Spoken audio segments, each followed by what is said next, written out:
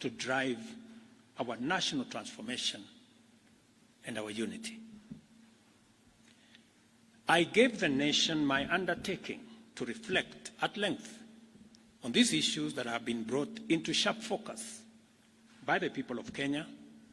I also promised to consult widely on the way forward, and I also promised to craft a broad-based government that would harness the enormous potential in our country to turbocharge our economic transformation and to provide for inclusive growth. While the events of the past 1 month have caused tremendous anxiety, concern, and uncertainty, the crisis has presented us with a greater opportunity as a nation to craft a broad-based and inclusive citizen coalition for national transformation and progress, made up of all Kenyans from all walks of life. It cannot be denied that our nation has been in a crisis caused by multiple and complex factors. Neither can we turn away from recognizing that the opportunity before us is greater than the crisis. Together, we have a chance to take our country where we all want it to be and make our nation, the Kenya we want, a great nation. For these reasons, I have consulted extensively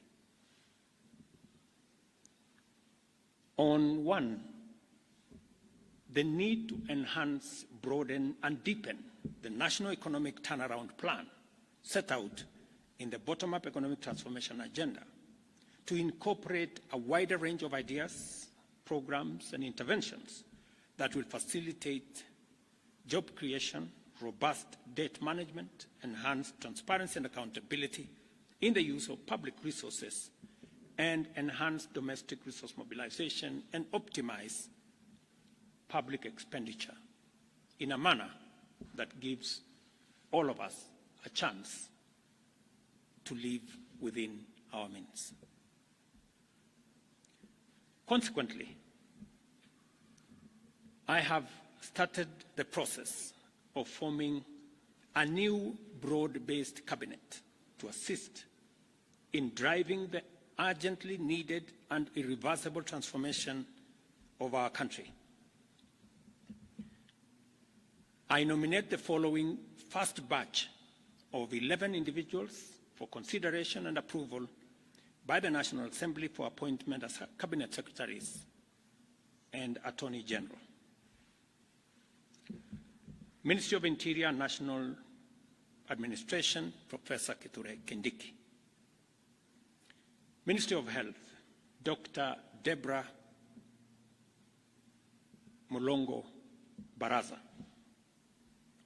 Ministry of Lands, Public Works, Housing, and Urban Development, Alice Wahome.